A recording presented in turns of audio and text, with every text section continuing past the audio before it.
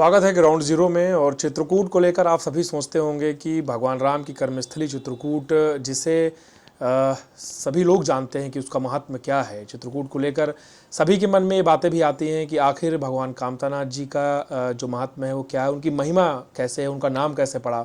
रामघाट को लेकर भी लोग जानना चाहते हैं कि रामघाट क्यों नाम पड़ा, माँ मंदाकिनी की महिमा क्या है, जो महाराजाधिराज मदगजेंद्र नाथ स्वामी महाराज हैं उनका नाम कैसे पड़ा, उनकी स्थापना कैसे हुई। इन तमाम बातों पर ख़ास तौर पे बातचीत करने के लिए हमारे साथ आज होंगे निर्मोही अखाड़ा के कार्यकारी महंत दीनदयाल दास जी महाराज जी, जो कि इस सभी बातों पे प्रकाश डालेंगे और बताएंगे आप सभी को कि जो भी चीज़ें हैं, जो भी बातें हैं, जो भी विषय हैं, वो कैसे चित्रकूट को कह सकते हैं कि महान बनाती हैं। चित्रकूट की जो धरती, पवित्र धरती है, जो भगवान राम से पहले भी युगों युगों तक यहाँ पे जो संत रहे हैं उनकी कर्मस्थली रही है। तो इन तमाम विषयों पर बातचीत करने के लिए हमारे साथ गुरु जी हैं। गुरु जी, आपका बहुत बहुत स्वागत है हमारे साथ ग्राउंड जीरो पे।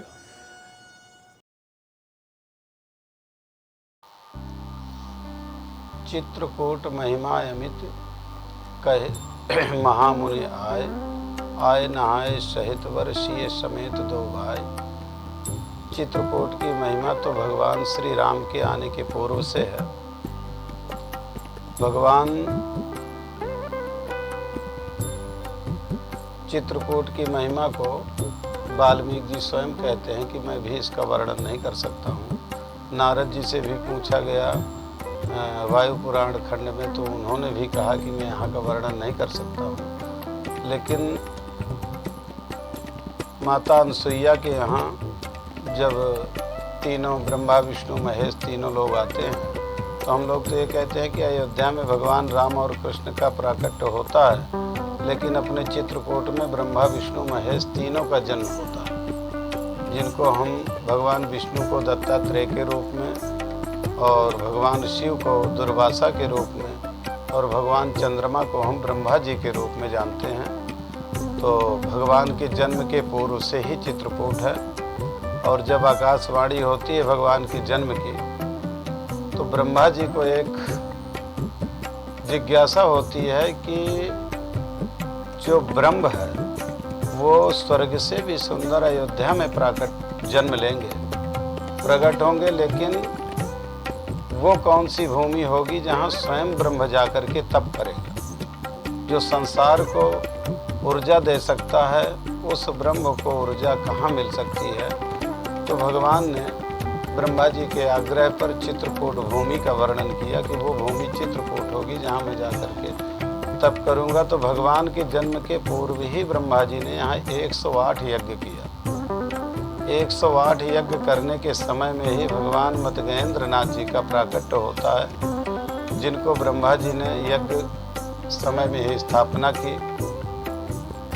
इसके बाद जब भगवान राम का चित्रकूट आगमन होता है, तो भगवान राम ने एक शिवलिंग की स्थापना किया, और तीसरा जो शिवलिंग है उसको यहाँ के ऋषियों ने मिलकर के स्थापना की।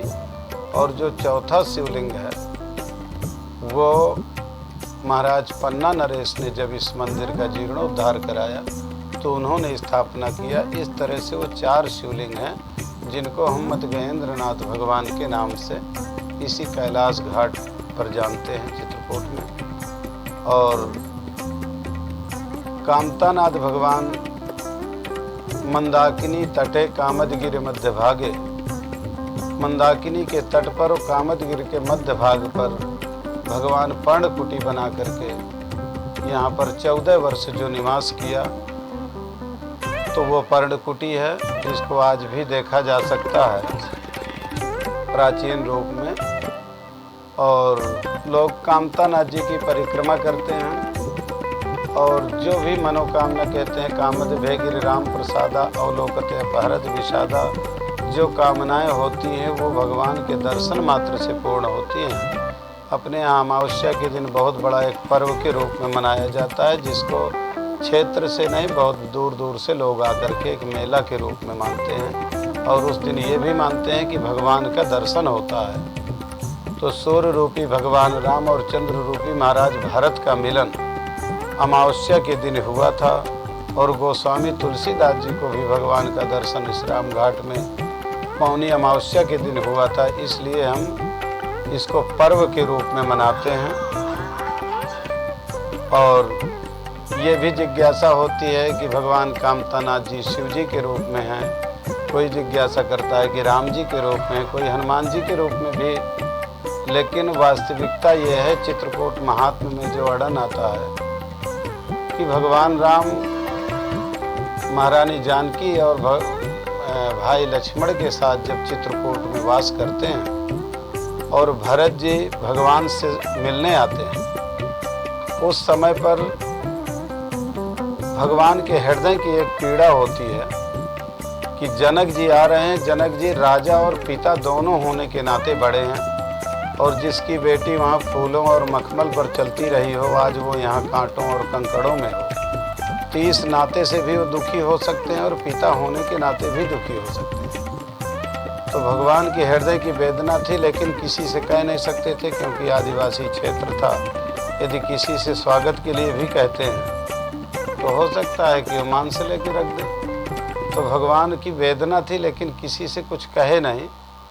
उस समय जो कामदगिरि भगवान है वो विंध्याचल के रूप में थे, लेकिन फल फूलों से पूर्ण होकर के और महाराज जनक जी का स्वागत करते हैं। और जनक जी का जो निवास होता है वो जानकी कुंड में होता है, इसीलिए वहाँ कोई कुंड नहीं है, फिर भी लोग जानकी कुंड बोलते हैं, क्योंकि जनकपुरवासी जितने आए थे उसी जगह रुके थे। और ये जो घोड़ासी मंदिर है ये भरत घाट के रूप में आजकल हम लोग जानते हैं, लेकिन पुराने लोग आज भी घोड़ासी मंदिर ही बोलते हैं। तो अयोध्या से जितने हाथी घोड़ा ये आए थे सब लोग यहीं रुके थे, इसलिए इसको घोड़ासी मंदिर कहते हैं। जब यहाँ से महाराज जनक जी भगवान से मिलने जाते हैं तो भगवान ने वाणी से ही उनका स्वागत किया कि प्रभु मैं इस वन में हूँ और राजा का स्वागत न करने पर भी प्रजा को दोष लगता है, इसलिए मैं वाणी से ही आपको।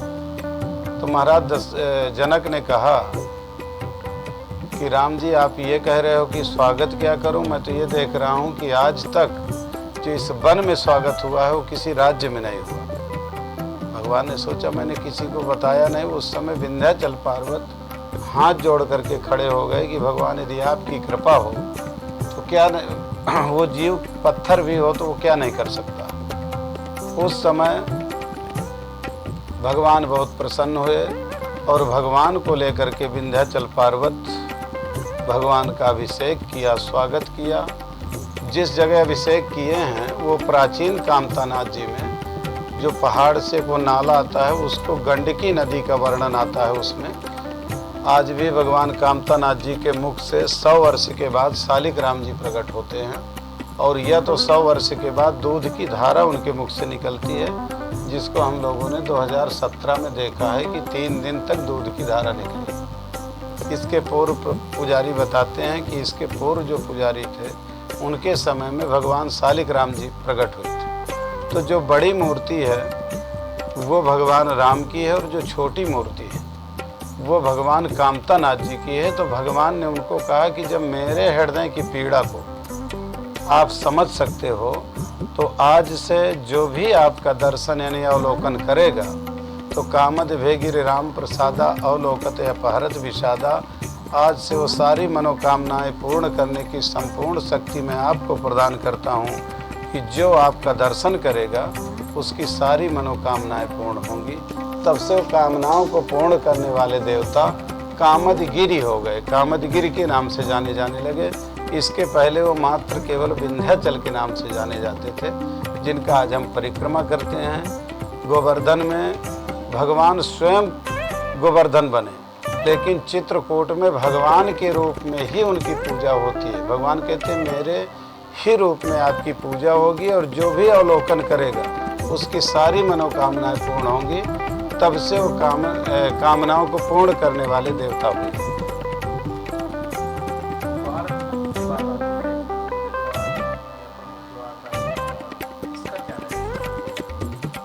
यह द्वार में तो सप्त द्वार कहा गया है, वो सप्तपुरी जैसे होती हैं। इसी प्रकार से महात्म्य में तो वर्णन आया है कि ये स्वर्ग लोक की 7 द्वार है। लेकिन ये 4 द्वार या 5वां द्वार भी कोई बताया बन गया है। तो ये तो अपने अपने मंदिरों की एक पूजा प्रतिष्ठा और मंदिर बना के, यदि हम कामतानाथ जी के प्रांगण में हैं तो उनकी प्रतिमा रख करके पूजा करते हैं, अलग विषय है। लेकिन जो प्राकट और प्राचीन स्थल है वो जिसको आजकल हम पूर्वी मुखारविंद के नाम से जानते हैं, वही प्राचीन मंदिर है। बाकी तो बहुत मंदिर हो गए हैं आज के समय में, लेकिन प्राचीन मंदिर केवल कामतानाथ जी का वही है। गोवर्धन में भी प्राचीन मंदिर एक ही है, बाकी बहुत हो गए हैं, तो वो अलग विषय है। और महात्मा उसका यही है कि वो कामदगिरी है। पहले वो चित्रकूट गिरी या विंध्याचल, लेकिन वो कामदगिरी बने। और भगवान का जो निवास चित्रकूट में बताया जाता है वो पर्णकुटी है। चित्रकूट गिरि करौ निवासु, जहाँ तुम्हारे सब भांति सुपासु। तो चित्रकूट गिरी में भगवान रहे, न कि कामदगिरी में। वो तो भगवान की कृपा से कामदगिरी हुए। तो आज यदि हम उनका दर्शन करते हैं तो हम भगवान राम का ही दर्शन करते हैं।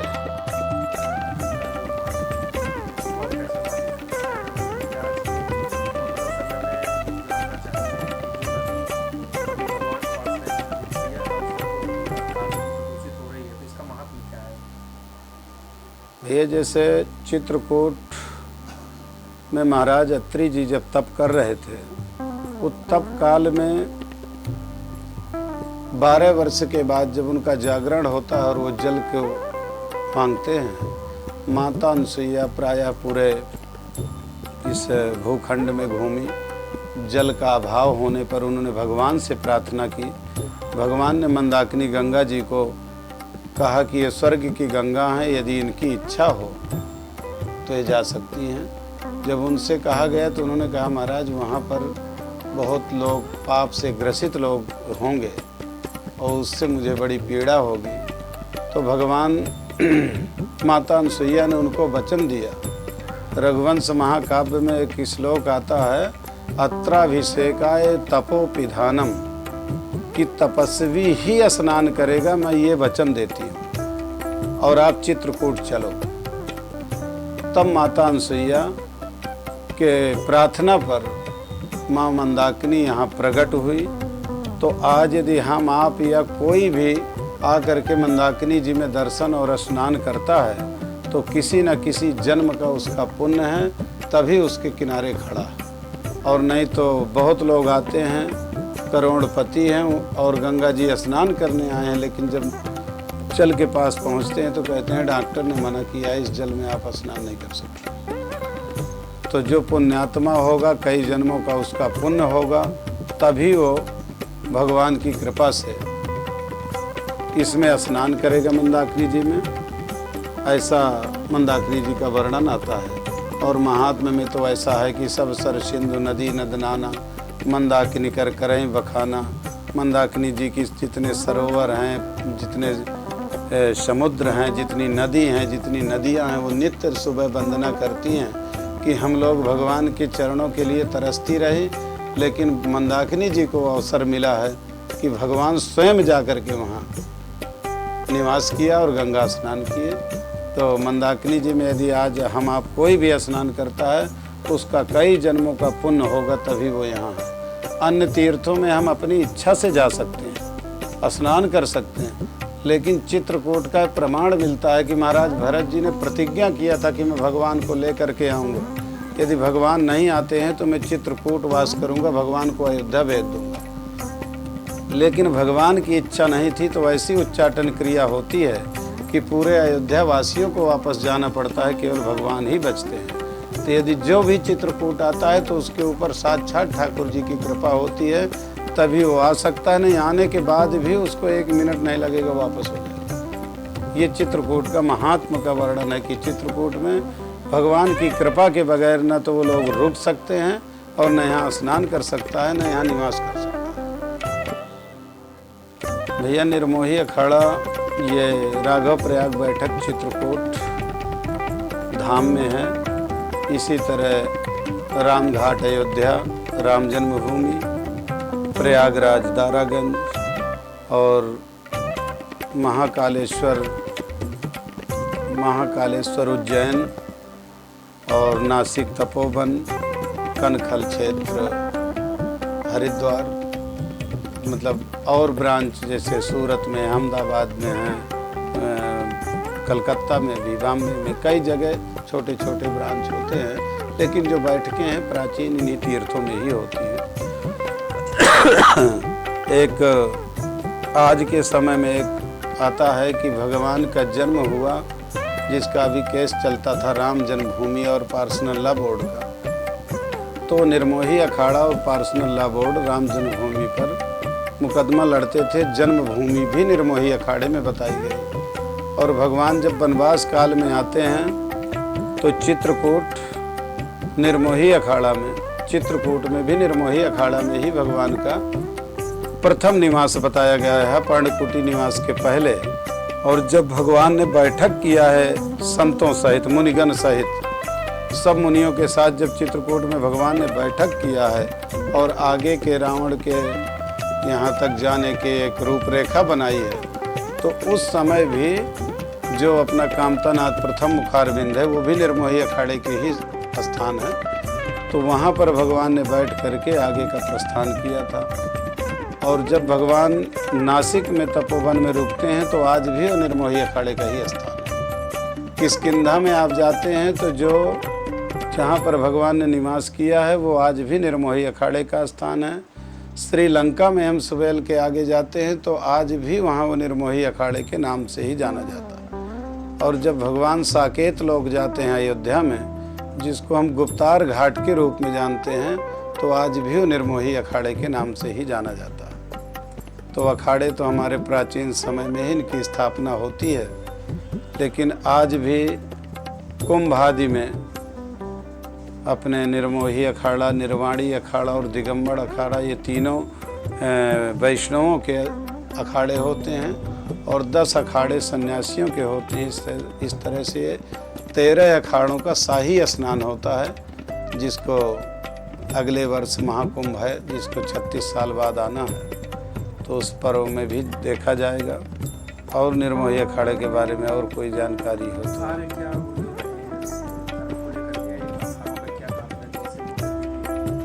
जैसे अपने यहाँ जल सेना, थल सेना और वायु सेना होती है, वैसे अपने ऋषियों ने जब अपने धर्म को परास्त होते जंगलों में निवास करके किसी तरह अपने धर्म के बचाने का प्रयास कर रहे थे, उस समय जब जंगलों में भी आतताइयों ने प्रयास किया और मारना चाहा, फिर उन संतों ने अपने शिष्यों को बताया कि हमारा धर्म ये है, इसके लिए हमको लड़ना भी पड़ेगा। तो अपने धर्म पर मर जाना भी एक धर्म है और उस धर्म से भाग जाना से बड़ा कोई पाप नहीं है। तो उस समय युद्ध हुआ कनखल क्षेत्र में। महाराज अनुभवानंद जी के सानिध्य में अपने शिष्यों के सहित वो युद्ध किए। युद्ध करके उनकी विजय हुई। विजय करके उन्होंने चंडी देवी में जा कर के अपना ध्वजा गाड़ा। तब से उनकी विजय मानी गई और तभी अखाड़ों की स्थापना किया उन्होंने, जिसमें निर्मोही अखाड़ा और निर्वाणी अखाड़ा, दिगंबर अखाड़ा, ये तीनों अखाड़े, जल सेना, वायु सेना और एक कौन सेना होती है, थल सेना, ये तीनों के रूप में इनको, लेकिन इनका नाम हम इन अखाड़ों के रूप में रखा।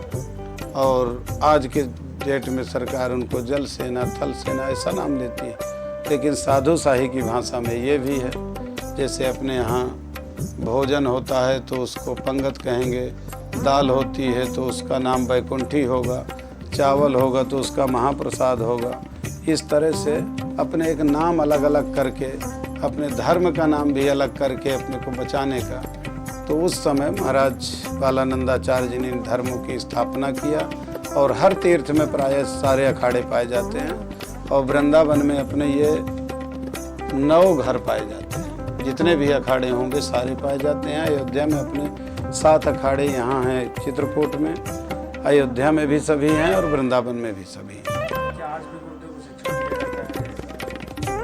हाँ जी, आज भी अपने यहाँ जो नागा होते हैं, जैसे अपने यहाँ सीता रामदास जी और छवि रामदास जी 2 नागा हैं, जो आज भी नए जो नागा साधु आते हैं उनको जो है अभी ये जैसे जन्माष्टमी होगी, जन्माष्टमी से कुंभ तक उनको प्रशिक्षण दिया जाएगा। कुंभ में वही अपना प्रदर्शन करेंगे, दिखाया जाएगा कि हम लोग ये अखाड़ों में सीखे हैं धर्म के लिए। वो जैसे RSS में सिखाया जाता है उसमें शाखाएं लगती हैं, इसी प्रकार अपने यहाँ भी उनको ये शिक्षा दी जाती है। जो पुराने संत होते हैं वो बैठते हैं, उसका पैंतड़ा बताते हैं, उसकी मार कैसे होती है, भागने का क्या तरीका होता है, ऐसा जो है आज भी प्रशिक्षण होते हैं।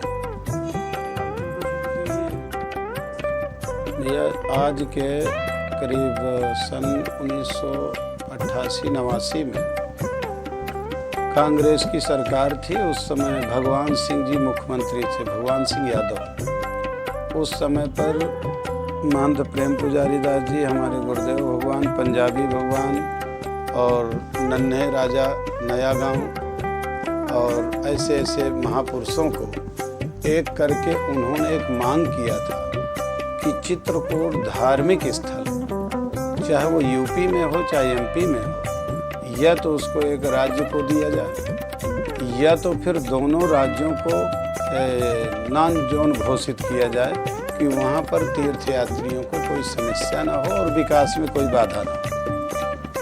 तो नॉन जोन तो बताते हैं हो गया है, लेकिन अभी ऐसी जानकारी है। और यहाँ ये भी मांग हुई थी कि इसको केंद्र शासित राज्य घोषित कर दिया जाए इतने क्षेत्र को, और इसको विकास की दृष्टि से ही किया जाए, ना कि किसी राजनीतिक दृष्टि से। लेकिन अब आगे सरकार के मानसिकताएं हैं, क्या करते हैं। लेकिन अपने ये 2, 4, 5 जिले मिल करके यदि इसको केंद्र शासित राज्य घोषित कर दिया जाए और यहाँ पर एक बहुत बड़ा विकास हब बना करके और देखा जाए तो ये बहुत अच्छा तीर्थ क्षेत्र, इस तीर्थ के लिए बहुत बड़ी चीज़ हो सकती है। और एक जैसे मध्य प्रदेश में आपके शारदा माँ का एक प्राचीन स्थल है, मध्य प्रदेश में राम राजा सरकार ओरछा है, अपने चित्रकूट में भगवान कामतानाथ जी हैं। ये तीनों धर्म के स्थान हैं और इन जगहों पर मुझे लगता है कि बुंदेलखंड के गौशालाओं के लिए यदि इन्हीं के पैसों से गौशालाएं चलाई जाएं तो पूरे बुंदेलखंड की गौशालाएं चल सकती हैं। तो एक बार हमने मांग भी किया था कि हमारे जो धर्मादा का पैसा है, तो हमारे बुंदेलखंड के जो धर्मादा का पैसा है वो बुंदेलखंड में ही लगा दिया जाए, वो भी गौशाला में।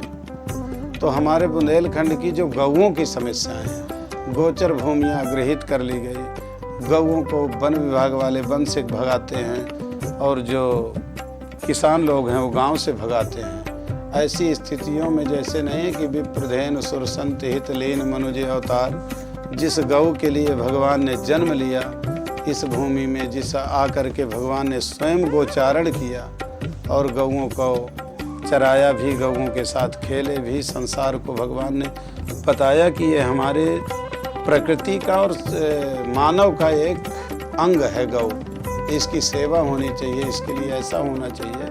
लेकिन आज तक इस पर भी कोई बुंदेलखंड में विचार नहीं है। अन्य जगहों पर थोड़ा थोड़ा राजनीतिक लोग, नेता लोग, कहीं अच्छे लोग आ गए तो कुछ न कुछ कड़ाई है, लेकिन बुंदेलखंड में जो गौओं की स्थितियां हैं उनको देख करके तो आज भी दुख होता है कि बुंदेलखंड एक समय केवल गो धन से ही जाना जाता था। अपने बुंदेलखंड के लोगों के पास न तो खेती होती थी न पानी होता था, केवल जंगल और गौ ही धन था। और आज यहाँ गौओं की बहुत बुरी स्थिति है। इसके विषय में भी यदि सरकार तक कोई बात पहुँचे तो ये भी मांग की जा सकती है कि ये 3-4 मंदिर हैं, इनका जो धर्मादा का पैसा है उसको यदि केवल बुंदेलखंड में लगाया जाए तो यहाँ की गौओं की तो इतनी अच्छी व्यवस्था हो सकती है कि पूरे भारत से अच्छी हो सकती है।